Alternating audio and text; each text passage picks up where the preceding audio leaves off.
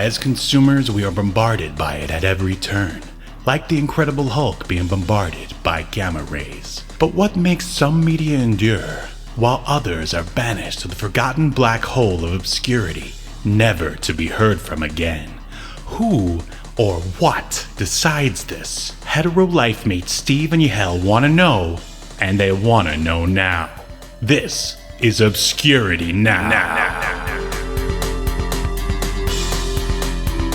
And what's up, Obscurians? It's time for another episode of Obscurity Now, the show that takes a look at weird and almost forgotten pieces of media.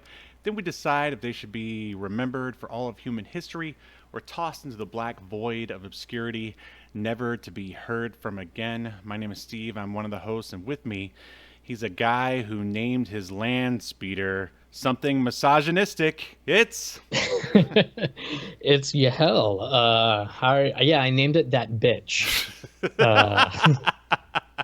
Right after one of your many exes. Yes, I know. We all know. Oh, let me fix that. There we go. Much better. Okay. So I know you were excited to discuss something Star Wars related. Am I right?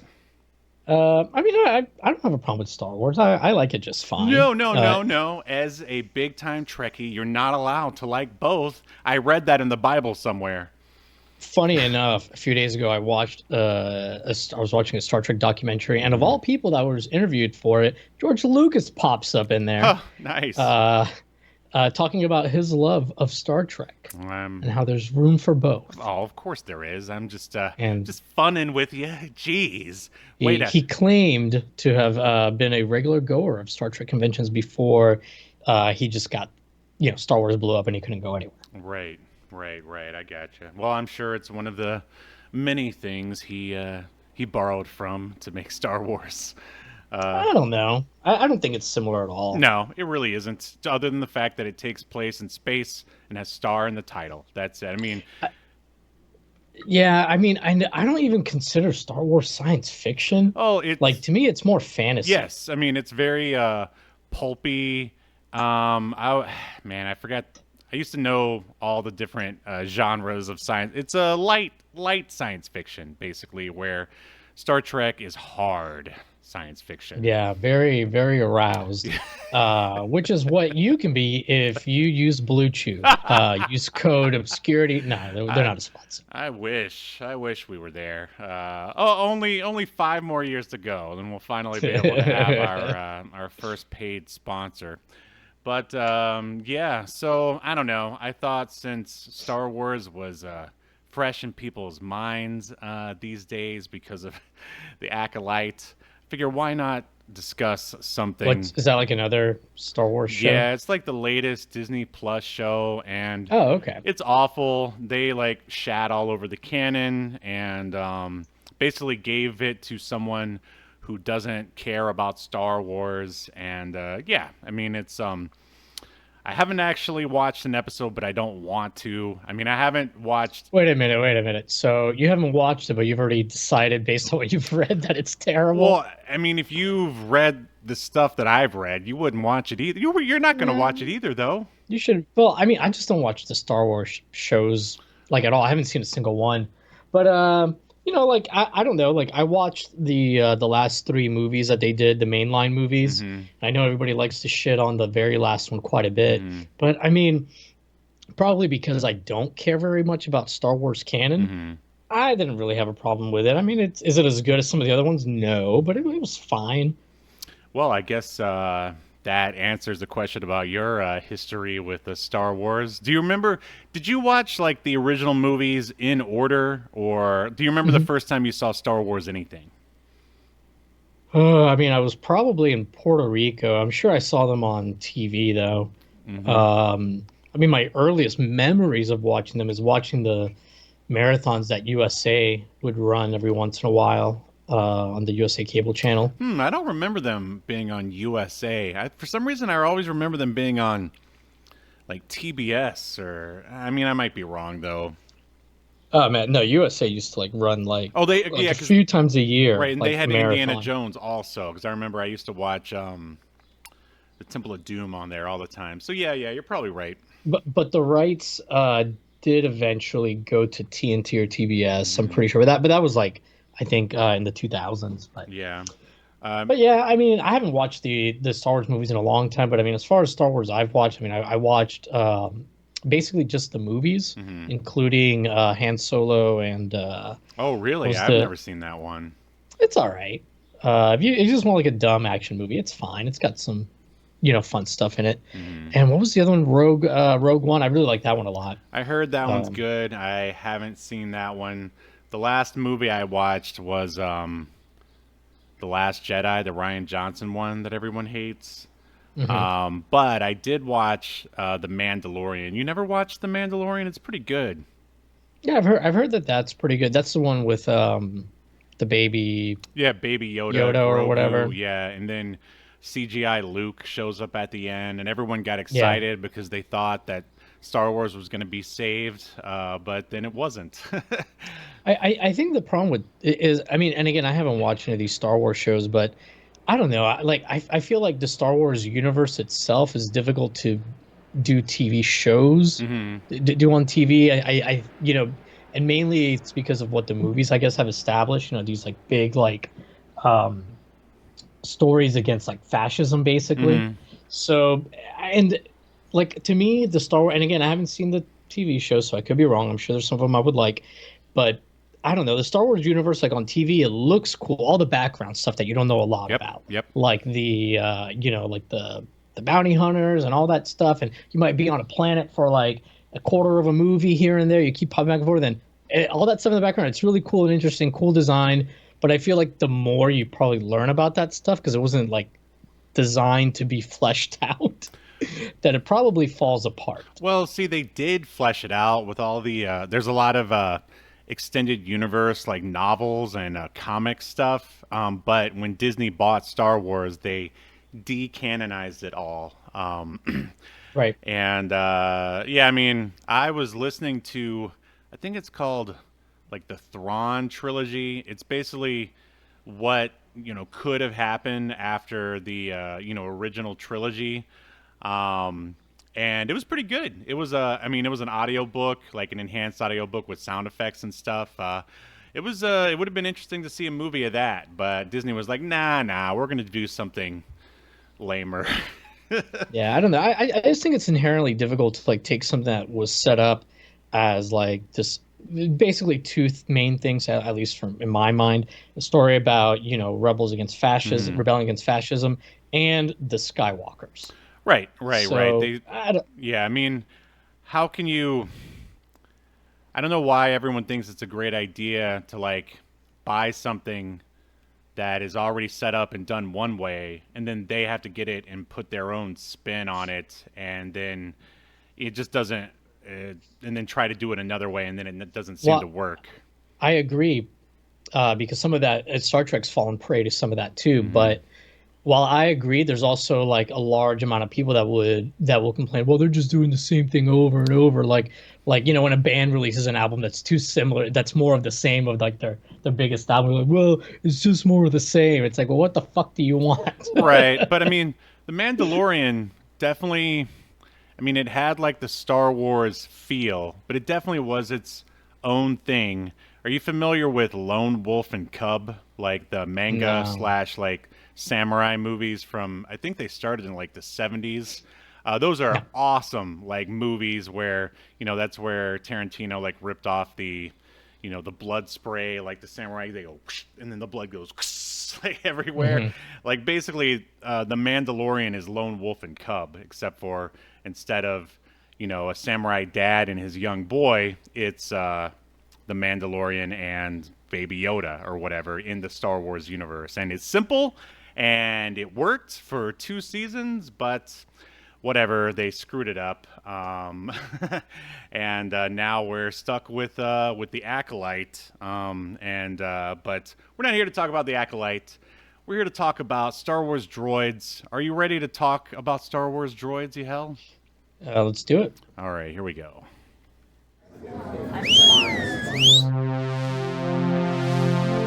Welcome to your feature presentation.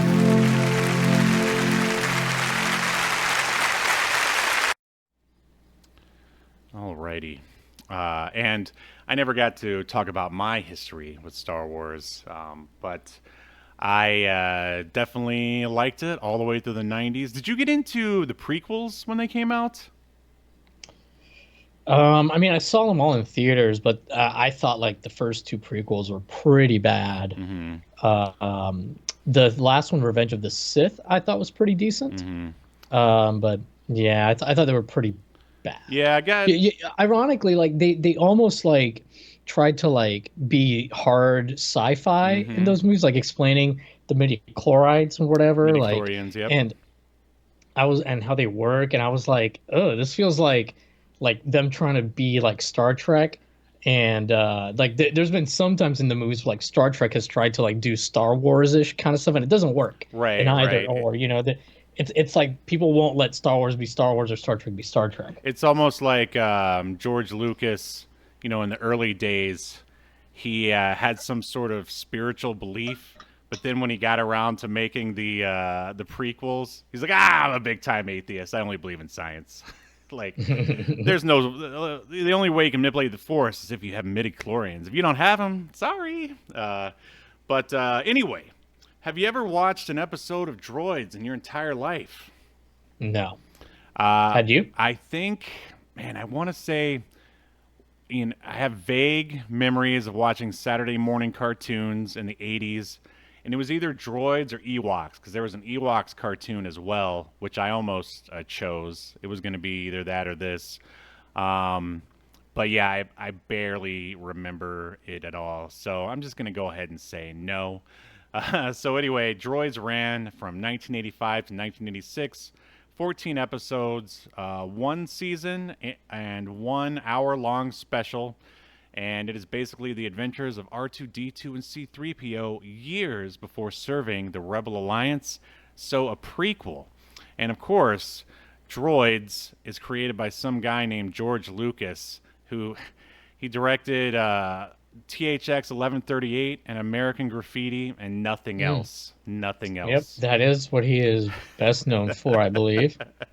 And we are watching or discussing Season 1, Episode 1, The White Witch, which is also referred to as Kathleen Kennedy. Ha ha ha ha ha ha ha. But it premiered September 7th, 1985. And here's the synopsis. After being jettisoned over Ingo by a former master, R2D2 and C-3PO are discovered by land speeder racers. They accidentally encounter the Fromm gang and are helped by Kia Mall. And that is a lady, not a car. Just want everyone to know that. And this is directed by one Ken Stevenson. And what is there a... does this style of animation remind you of anything else? Man, it did feel familiar, but I couldn't quite like put my finger on it. What did it remind you of? Well, it reminded me of it, and then it was confirmed here. Ken Stevenson worked on Heavy Metal, the movie. Oh, okay. Yeah, do you see the similarities now? Yeah, I can see that. Yeah, a much like Heavy Metal without Like a the lo budget. like a Yeah, I was just gonna say a much lower budget Right. version, maybe. For sure. And then he also directed 64 episodes of Inspector Gadget, and then something else called The Pirates and the Prince. And this is penned by the great Peter Sauder. And he worked on Tales from the Crypt Keeper, The Berenstein Bears, 2 episodes of Donkey Kong Country, Yahel's favorite, and previously covered Care Bears, and Beetlejuice, the animated series. What do you think about that Beetlejuice sequel that's coming out? I never really got into the first one, so I don't really care. Yeah, well, I definitely don't care. But I think when it comes out, if we're not taking a break, we will cover the Beetlejuice animated series because why not? Why not? And of course, this is the production company here is Nelvana, who also produced Beetlejuice, Inspector Gadget, and Care Bears. So it all makes sense. So who are some of the voice actors who brought Droids to life? Well, I'm only gonna go over the ones that are credited, like as far as like what. Yeah, there's not a lot of info about this episode, and I looked on more than just 2 sites. So 3. and a half. 3.5. So we've got Long John Baldry, whose parents must not have wanted him, and we're like, well, let's make the best of it and make a Long John joke. No, they were pirate fans. What are you talking about? I see. Well, he plays Vlix. He's got a bunch of animated credits to his name. Now let me ask you this: who is Vlix?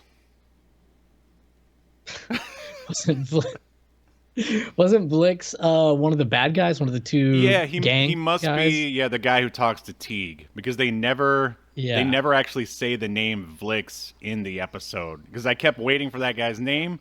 It never came. I also checked on 3.5 more sites and I couldn't find it. But yeah, good detective work there.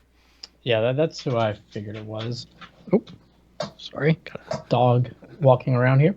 Then we've got Leslie, the strangest spelling of Leslie I've ever seen. Lesleh. What is going on with the parents? That's a typical California thing there. Leslie Donaldson, who plays Kia Mall, as Steven said, not related to the vehicle car company. Or the mall. Yeah. And it looks like she's still acting. She was most recently in an Orphan Black episode. She's got 3 things in post-productions right now. And yeah, she doesn't have a ton of credits to her name, but every few years she's like, let me dust off the... Yeah, she wants to make sure she keeps her SAG benefits, I'm guessing. Yeah, hey, totally understandable. Then we've got Dan Hennessy, who plays Jord Dusat.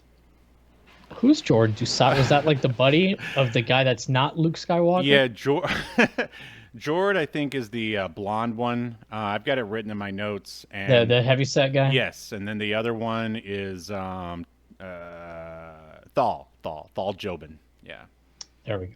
Well, anyways, a bunch of voiceover credits as well. A lot for Little Bear stuff, Little Bear, like direct-to-video stuff. Nice. But anyways, they were also in 22 episodes of the original X-Men animated series and Steve's favorite 13 episodes of Wildcats covert action. Nice.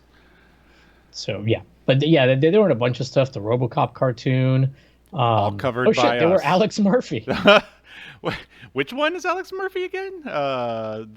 Isn't that Murphy? What do you mean? I mean that's RoboCop. Dan Hennessy? Yes. All right, yeah, that name sounds familiar. Okay. Anyways, yeah, lots of credits. Then we've got Andrew Sebastian as Thal Jobin, or as I like to call him, not Luke Skywalker. Yeah. With but half kind of Luke Skywalker. Right, with half the charisma. Yeah. Well, I mean, is Luke Skywalker charismatic? I mean, in the third movie. I would say, yeah, maybe by the third. And I think that's by design. Yeah, I mean, all right, less, maybe with half the character. How about that? Let's say that. Yeah. I think that's fair. So, yeah, a bunch of voiceover credits as well. A lot of stuff I've never even heard of. He was an editor or I guess he played a character called Editor in something called, there's a TV series called Good God with God. Nice. Yeah. That would go well with Bible Man. Well, I think it's about a dog. Okay. Yeah, listen to the synopsis. When we meet George again, so there's like a sequel, I don't know. When we meet George again, he's no longer trying to be, well, such a good dog. Okay. Ditched by his living girlfriend, it's onward and what? I don't know what this is about. Anyways, moving right along, and then finally rounding out the cast, we have the only person anybody really knows, Anthony Daniels, returning as the voice of C-3PO. Basically, Anthony Daniels has made a career out of playing C-3PO. Sure. You would not believe the amount of things he's played C-3PO in. It is insane. But he was in, I'm assuming this is the Lord of the Rings cartoon in 1978. He was in an episode of that. He's been in a few things here and there, but yeah, it's mostly it's mostly C-3PO with the occasional like live action thing where he gets to be a human being. Even his wife makes him dress up as C-3PO before they get it on. Yes. All right. Is that everyone you want to talk about? Yeah, I mean that's everyone whose character I know, and the other people didn't really have anything particularly interesting in their credits. Okay. No, but nobody on Star Trek. Nobody good enough. Right, exactly. Okay, so we're going to jump right into the episode here. The theme begins, and before I tell you what I think about it, describe it to me. Tell me what you think about it. Boy, talk about out of place. Because it's a Star Wars thing, you would expect you're going to get like maybe not a John Williams level score, but some kind of sweeping classical score, or maybe they reuse music, from one of the Star Wars movies or something. But no, it's like this weird song that has nothing to do with Droid. It's like a late 70s, early 80s soft rock pop song. No, it sounds more new wavy to me, I would say. And so you didn't look at who composed this theme, the Droids theme? I didn't, but it just kept talking about now we're in trouble or something like that. Yeah, it's Stuart Copeland, the police drummer, or the drummer for the police. Oh, that explains why it's bad. Oh, you don't like the police? No. Oh my God. Man, the more I find out about you, the more disappointed I get. Well, I'm going to go ahead and talk about some of... I forgive you for liking the police. So I forgive you for liking Metallica. I'm not happy about it either, but here we are. Ooh, baby. Anyway, Stuart here has done more outside of the police and then also outside of Droids. He, well, this doesn't really, it's not going to make you like him anymore. He composed the soundtrack to Highlander 2, The Quickening. I don't remember a single song from that. Well, I mean, that's like known as one of the worst, if not the worst Highlander movie, one of the worst movies of all time. I mean, I don't remember the music. Yeah, I don't really either. Which maybe speaks to its quality. How dare you talk that way about Stuart Copeland? He's known as one of the best drummers around. Like, yeah, I mean that's fine. I mean, like Geddy Lee is a great bass player, but I think he writes terrible songs. I mean, you're lucky I'm too tired to fight with you right now. So he also composed the music for all 3 Spyro the Dragon video games. One of my favorite movies that maybe we'll talk about one time, Men at Work. And that's a great movie. This one's gonna give you a boner. Babylon 5. There. What do you think of that? What do you think of that? What did he do on Babylon 5? Because the composer's like a German guy who did like hold on most of the music. Let me, if I remember correctly, bring up the IMDb. Maybe he. What? No, go ahead. I just don't think he would have been like the main composer. Maybe he did a song, or maybe on one of the that's what I was thinking. movies. Is maybe he contributed something. It showed up in his. All right, here he is, looking all cool. There's no way like they would have been able to afford. Yeah, it's Christopher Frank is the guy who like did all the musical soundtrack for all 5 years of the show. When Stuart Copeland, who worked on the original telefilm, was unable to return. So it sounds like maybe he did something on the pilot. Yes, yeah, that sounds right. Oh, there you go. All right, mystery solved. Well, anyway, I do like the theme. It's sort of got me excited for the show. And as you might imagine, there's just clips of the of droids doing droidy things going on around, set to a Stuart Copeland song. Do you think he's trying to sing like Sting on it? I don't think so. I didn't get that impression. But I mean, do you think like whether or not you think it's a well-written song or not, do you think this fits? No, but I do have a theory, and it also goes in line with some other stuff. Like, I think they were trying to hip up droids here to like make it cool for maybe like 12 or 13-year-olds or something. Who? I mean, this is something that like a 38-year-old in 1985 might have liked. No, this is what's popular right now because this show came out with kids. Well, I mean, people who are just getting into like, popular. This is the beginning of new wave here at the beginning of the 80s. Yeah, but this is a kids show, man. Like, I mean, all right, this is why I think it's Stuart Copeland. I'm guessing he's a fan of Star Wars, and they are a fan of the Police. So it was a collab. That's just my guess, you know?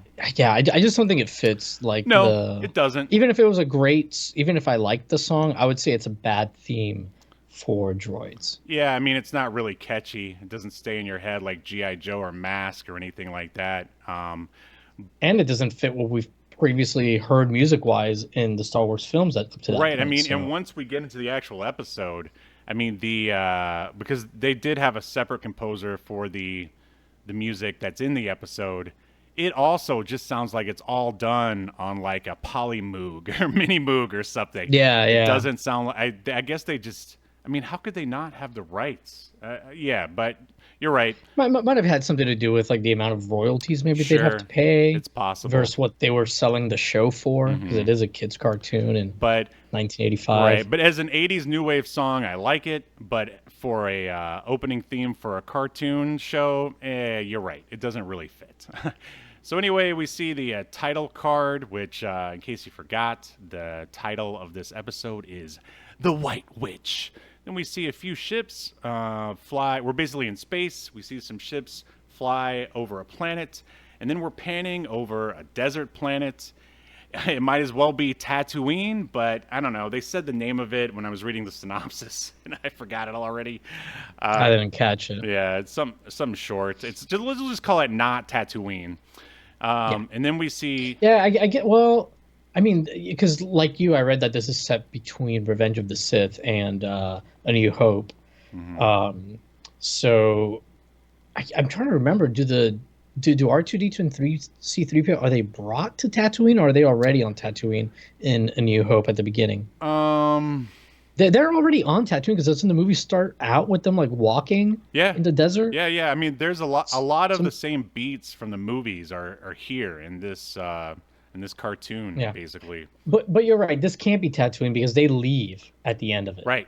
It's Never mind. So it takes place on the planet Ingo. There you go. Which, I mean, sounds like some like your 40-year-old aunt's name or something. But it's not. It sounds like it could be like a .com bubble website. Ingo for all of your. Oh, there you go. All right, I got you. Ingo.com for all of your igloo ornament needs. For all your Eskimo porn needs. All right. All right. And then we land on C-3PO, who's digging himself out of the sand. He says their new master lost them in a game of chance. I mean, it might as well be space poker. And he also happened to be a smuggler. So they were tossed overboard while he was getting arrested. Then 3PO finds like this piece of circular scrap metal on the ground. And he starts freaking out because he thinks that it was R2 who was destroyed by acid. I actually kind of like the music that's being played here at this point. Yeah, I agree. And then R2 finishes digging himself out of the sand. He sees R2, and R2 digs himself out of the sand. So that's like the joke. I don't know, like, do you think it makes sense to build an entire series off of just C-3PO and R2D2? For kids, yeah, I think that you can do that. Especially like in 1985 at the height of it. Yeah, I think you could. I think that they needed to pair them with a Luke Skywalker type, though, because one, you can't only have R2 and C-3PO, right? And two, you want to have something that the kids are familiar with too, for another character. So I don't like fault them at all for making like a great value brand version of Luke Skywalker. Yeah, for sure. When we will get to them in just a moment. So we fade, and they see a land speeder. And a guy with a mohawk and a mullet. This is Thal, and he asks where they came from. They're just driving around and seeing a couple random droids just walking around in the desert. Then we see the other guy, the blonde one, Jord. And they basically start checking out R2. They're excited to find an R2 unit. And of course, C-3PO is like, ooh, what about me, gentlemen? And then they go, oh, don't worry, 3PO. We want you to welcome to the racing team of Thal and Jord. Then they all pile into their land speeder and they race off. Meanwhile, there's a woman who's dressed suspiciously like Princess Leia in Return of the Jedi. You know, she's got like a helmet and a thing on her face, and she's basically watching them. It looks like she's spying on them. And this, of course, is Kia. Then she sends these, I think they're supposed to be like basically spy drones after them. And as they try to run away from the spy drones, but they're also exploding too.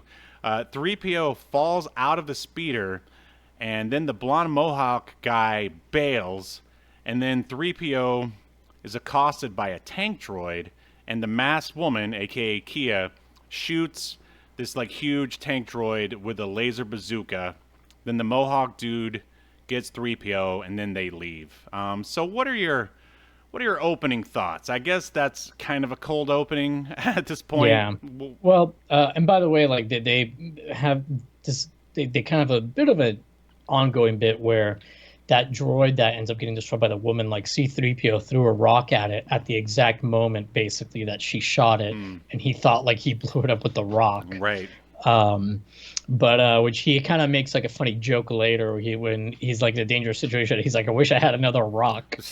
Yeah. But I mean, it was all right. I actually have a question for you. What did you think about C-3PO's submissive kink? Because he just goes on and on about how bad he wants a master over him, and well, I mean, that's what they were always. I mean, I guess that's what droids call the people that own them, basically. Yeah, that is what they call him. It was just so funny. Like, he used the word master so many times. Right. I wonder if you can even get away with that these days. Oh, by the way, you can watch this on Disney Plus or for free on YouTube. Just thought I'd throw it out there. Yeah. And yeah, no, it's funny and weird to hear him say it. It's like, oh, yeah. You want a master, 3PO? Come right over here. Shiny. Yeah, he's like, I really need a master. Yes. But I mean, it was all right. I mean, as far as a cold open, you establish your characters, pretty quickly. Mm-hmm.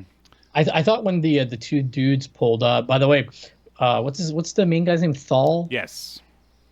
We should talk about his hair. Oh, he's got like 3 haircuts. Yes, yeah. Both of them have haircuts that look like the same hairdresser from Exo Squad worked on this. That's what I had in my notes. They're like, he's got like an Exo Squad haircut where like he's got like one side of his head shaved. Who would do that?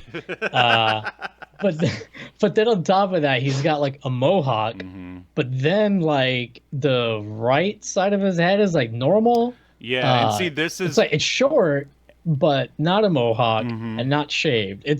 He has 3 haircuts. Yeah, and this is what further lends to my theory that they were trying to, like, I don't know, like reach to some sort of like hip new wave kind of crowd or whatever. Because no one in the Star Wars films has a haircut like that. Yeah, but I mean, I think that they're just trying to make it look, otherworldly. No, it looks new wavy. It looks new wavy. All right. You I mean, don't, if that's how you feel. don't see it? I don't see that. That's not how because you got the crazy haircuts, you got a weird synthy score, and an opening by Stuart Copeland, who was a rock star at the time. I guess weird haircuts in sci-fi has always been a thing. So you could look at it that way. But I do have one more piece of evidence to support my claim, but it's later on in the episode. Oh, okay. All right. But yeah, I don't know. Like, I was kind of with this at first just because, like I said, the animation style reminded me of a Heavy Metal movie that I really enjoy. And I did enjoy... I enjoy parts of the soundtrack. It was good in the beginning, but it kind of wears on you after a while and starts to sound like circus music in places. But yeah, so Moving on, we cut to Tig. He's part of the aforementioned gang that they talked about in the synopsis. They're blue-skinned aliens who look like they have like weird elbow macaroni for noses or something. Yeah, pretty accurate. And basically, he is the son of a big-time mob boss that everyone's afraid of, and and he hangs out with, what was the other guy's name who you mentioned from the? I'm trying to. Who, the speed Vlix, racers? Vlix. Oh, Yeah, Vlix. he hangs out with Vlix, who's like used to be. I would say it's probably his dad's like right-hand man, and now he's kind of in charge of babysitting Tig here.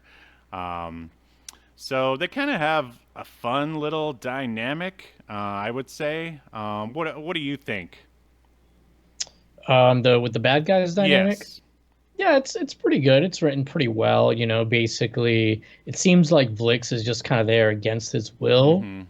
And I don't know. It was interesting that they even bothered to set up some kind of because a lot of times in like 80s cartoons for kids, you get conflict within the bad guy groups, but it like never really makes any sense. Right. And at least this time it kind of does, because basically one of the main bad guy, he's all about technology, and Vlix is like an old school guy who thinks, I don't want them droids taking my job, and doesn't think like technology should be relied on so much. I saw him wearing a red little hat at one point. Yeah. And the implication is kind of that like Vlix has to work for this guy because he's the son of the boss. Of the boss or whatever. So I actually liked their dynamic a lot, and I thought the voice acting was pretty good for both of them. I agree. So yeah, anyway, they are basically watching the mechanics or the racer guys, Thal and Jord and C-3PO and R2D2, just sort of ride off into the sunset, and he's basically monologuing what's going on. Mentions his dad, and Tig says he's gonna take care of Jord and Thal because they found his secret base, which also has a secret weapon in it, and they're planning on taking over the other gangs. I don't know why all these gangs are hanging out on a desert planet, but maybe they don't have a choice. Anyway, they want to make a move on the gangs, so they can't let the gangs find out about their secret base that Jord and Thal found out about, so he's going to take care of them. Anything else to add to all that? No. All right, so now we cut to, what I describe as sort of a Mad Max-looking base. We're still in the desert area. It's basically Jord and Thal's kind of garage that they live in and work in, and then they basically show 3PO their like super land speeder that they designed themselves, which is called the White Witch. A speeder that Thal designed, and then Jord mentions that they wanna race it, but they can't get off the planet to go to the speeder races, which seems like a throwaway line, but it actually pays off at the end of the episode. Yeah. So we cut to Thal and R2 are leaving as the masked woman looks on, and then a figure enters the garage. And Jord looks up, and it's like a big, sort of scary droid. They refer to it as a muscle droid later on. And he's just reaching for him. And then they cut. And now Thal and R2 and 3PO are looking for Jord in the garage. And then Kia Mal shows up and says that the droids took Jord. And she says she's been watching them because she needs a mechanic and saw them racing. Do you think that's a sort of flimsy excuse for her to spy on them? Yeah. And I guess she said that like her speeder or whatever broke down. So it's like, I guess she's like, these are the only people she saw in the area. But yeah, it is pretty flimsy. I guess maybe you could argue that, well, obviously there's these like gangs that they keep talking about dangerous planet, that run this planet. So she maybe was spying on them to make sure that they were not part of the gangs and that she wouldn't be taken advantage of, blah, blah, blah. All right, I'll buy. Oh, and while we're at it, can you explain Kia's haircut? Oh, yeah, it's weird. Like she's got like almost like normal long brown hair, but then at the very top is it's I don't know, like like some kind of Danish or I bun. was gonna say like a white rat dog climbed up there, like and nested in her hair or something. Like took a little nap. Yeah, Yeah, I don't know. Very weird. yeah, two-toned like space Karen, basically, is the look that they call it, or that I'm making up that they call it. So anyway, R2 begins detecting movement. Of course, C-3PO tells us that since he's basically kind of, the translator. And Thal goes to get the speeder. The droids close in on... oh, no, he's going to get a speeder that's outside. The droids close in on him. His speeder won't start. He tries to fend off the droids with a pipe. I mean, would you grab a pipe? I mean, I guess he didn't have any other choice, right?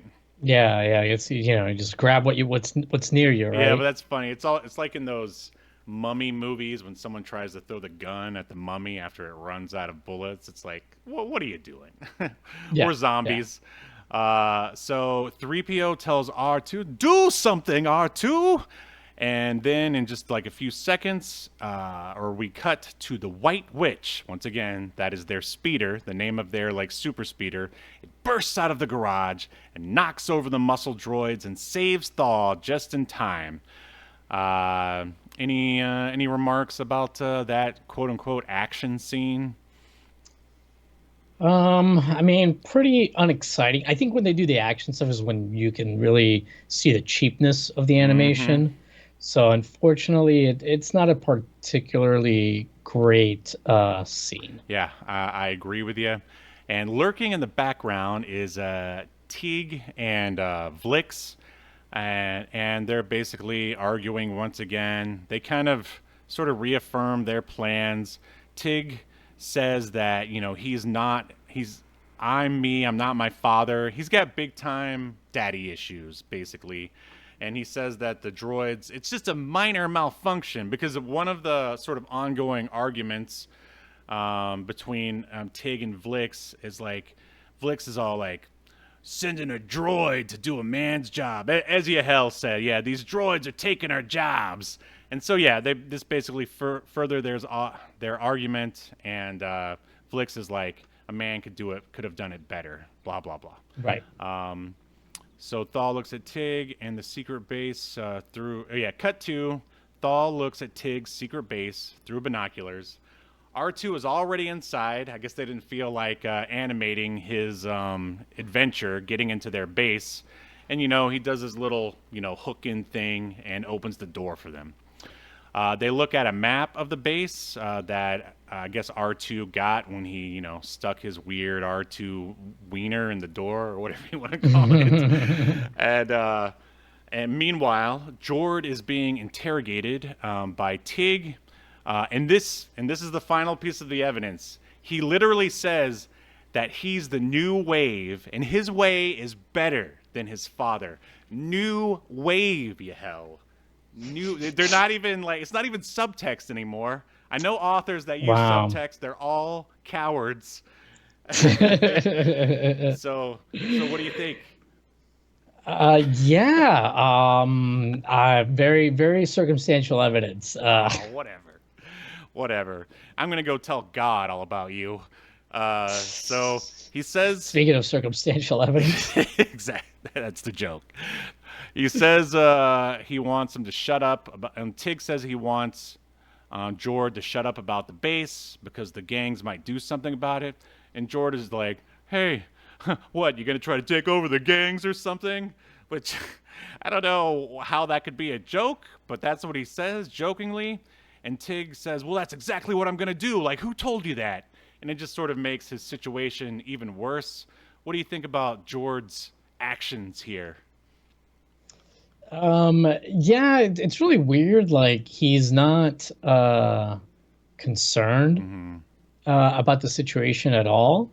Which is a little weird. Oh, and then when he gets shoved by That's so Vlix funny. onto the crowd, it's so awkward. Like he just gets very lightly brushed with shoulder to shoulder and somehow falls on the couch and gets knocked out. I'm assuming they just didn't want like person on person violence Right. because all the violence here is always against like man against machine and vice Sure, versa. yeah. He very gingerly gets pushed down onto a couch by Vlix. Yeah, and it's hilarious and not good.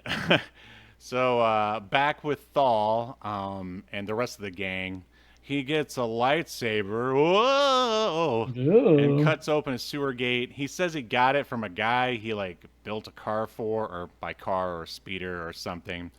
And then he speeds into the base while 3PO and Kia watch on a map as he enters, which is like literally, Star Wars: A New Hope right there. You got to have a scene where people are looking at a map and like guiding people through it and stuff.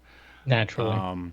And then they start also the if you might not have guessed, the attempts at humor are pretty bad in this, and they really ramp up here and moving into the third act.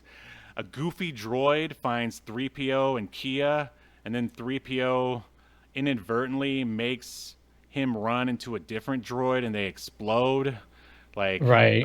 I was definitely rolling my eyes here. I also don't like, and again, I get why they do it, because this is for kids, like all the weird facial expressions that C-3PO makes that he could never make in the movie, like with his eyes. He's very expressive. Yeah, I don't like that at all. But, so, meanwhile, Thal is like yelling into the microphone to open the gates, because for some reason these like halls that he's riding his speeder through has like gates or whatever. 3PO doesn't know what to do, so he kicks the console and it opens, but then he also sort of gets electrocuted and falls down. Is that what happens? It's so poorly animated. It's hard to tell. Yeah, it's hard to tell. Like he does a thing, like you said, where he kicks the console and that makes it, open the door that they needed to open for the speeder for not Luke Skywalker to get through. Yeah, and then he like kind of falls back and he's like out of it. I don't know. Yeah. It's not good. Yeah, and so then the White Witch, that is the speeder, bursts through a door, and George uses his gut to shove the droid that was guarding him into a closet, and then he and Thal get into the White Witch. But what do you think about George's use of his gut here? It's so... I mean, it's a kid's cartoon, so I guess it's fine. But yeah, it's kind of dumb. I kind of wish they would pick a side. Like, are you a Mask or a G.I. Joe like action cartoon, or are you a goofy like Hanna-Barbera like Impossibles like cartoon or something like that? Right. But I guess they're trying to do both. So Teague says to activate the droid cruisers. 3PO and Kia try to leave, but then the droid cruiser stopped them. Like, actually, before they got to them, they noticed that the what do they call it? The sentry droids are depowered, and this is all part of Tig's big plan. They're gonna think they're gonna escape. They're gonna open the door, and then the droid cruisers are going to shoot them, I guess, with lasers. All right, but 3PO convinces, what's going on here? 3PO and Kia, but before that, 3PO and Kia try to leave. Some droids try to stop them, but once again, 3PO convinces them to leave. It's really cheesy. Do you remember the scene I'm talking about? Yes, I do. I guess, since he's a communications droid, that's what he can do. So Kia then gets into the White Witch, and then 3PO runs, and watching a stiff robot run is stupid. I didn't want to see that at all. But then they open the ramp to get out, and this is when they see the droid cruisers. Then they realize it's a trap by Teague and decide to reactivate the sentry droids. So then both those droids, the cruisers and the sentry droids, destroy each other. What do you make of this plan here by Teague? It feels like some first draft stuff here. Yeah, I mean, it's pretty bad. Bland. Yeah. There's not a lot of excitement. I mean, I wonder like how much of the writing and deciding what they were gonna do is what they could budget with, what they could do with their budget, maybe. Right, because there are aspects of, like, I would say decent writing in here, like the setups and the callbacks, at the beginning and at the very end. But yeah, I mean, you said it before. The worst part is when they try to do action, and that's all that's going on here, and it's not very good. Yeah. So yeah, droids start shooting each other, and Thal picks up 3PO with the White Witch. There's like a cannonball it just looks like a regular cannonball. It's not like a laser or anything. Maybe it's supposed to be another one of those drones or something, like from the beginning. It's about to take out the White Witch, which of course has all of our heroes in it. But Jord throws what looks like a green box or a backpack out, and the thing runs into it and it explodes. What did you think about their miraculous getaway here? Pretty bland. I'm surprised they didn't explain what he was throwing or what he was planning on doing. It just kind of happens, which, I mean, it's fine, I guess, but why wouldn't you want to explain it? Why not? I mean, I guess again, they must have been short on money. Why not just shoot the thing down with your back cannon or lasers or something? Why just throw a green box out? It just seems like more work than it needs to be. Maybe they had a sensor problem. You can't use those lasers? Kids these days, they got lasers. Anyway, we're almost done here, ladies and gentlemen. Teague is the bad guy. The good guys just got away, and he's all depressed, and he says it's time for a vacation. And I can't remember what Vlick says, but that's basically it for them. Now we are on what I believe is Kia's ship. Is it Kia's ship at the end here?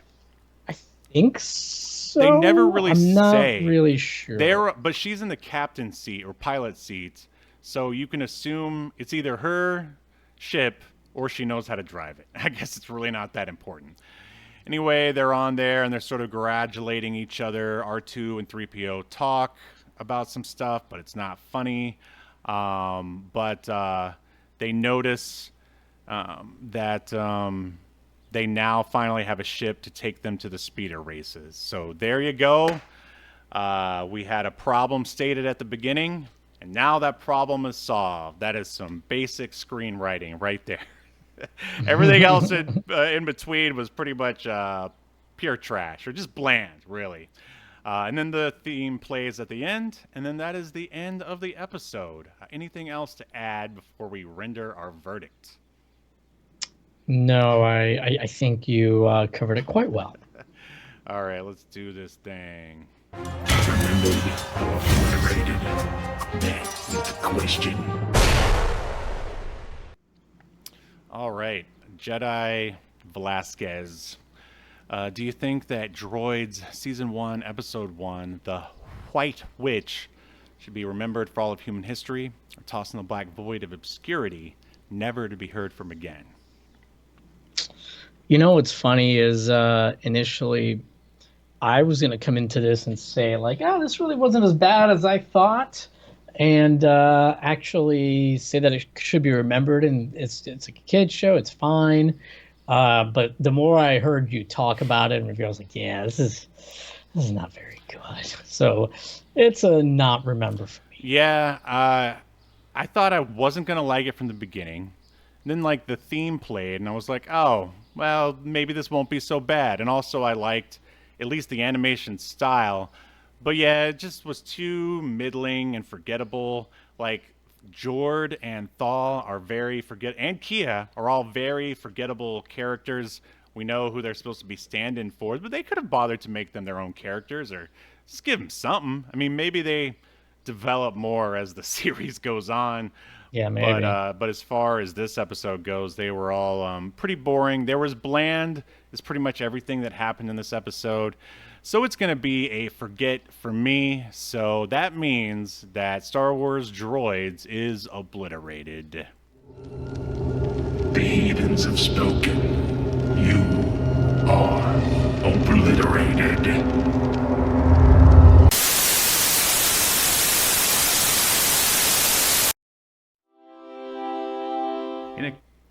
All right. Well, anything else you'd like to add before we sign off here? No, I mean, I think we pretty much covered it. Yeah, I didn't even know anybody that watched this growing up.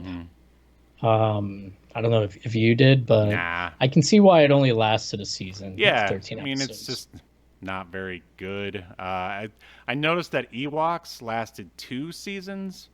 I don't know if that's any better. Maybe we'll cover it someday down the line. Did you ever, back during the prequel series, did you ever check out the Genndy Tartakovsky animated Clone Wars, like sort of shorts that they Nah. had? Those are good. They're basically just pure action, like no talking. I mean, they're like 12 to maybe 15 minutes long. I almost thought we should do that, but it's all action. There's hardly anything to even discuss, basically, and generally most people like those. But yeah, I don't know. You see anything else recent worth talking about?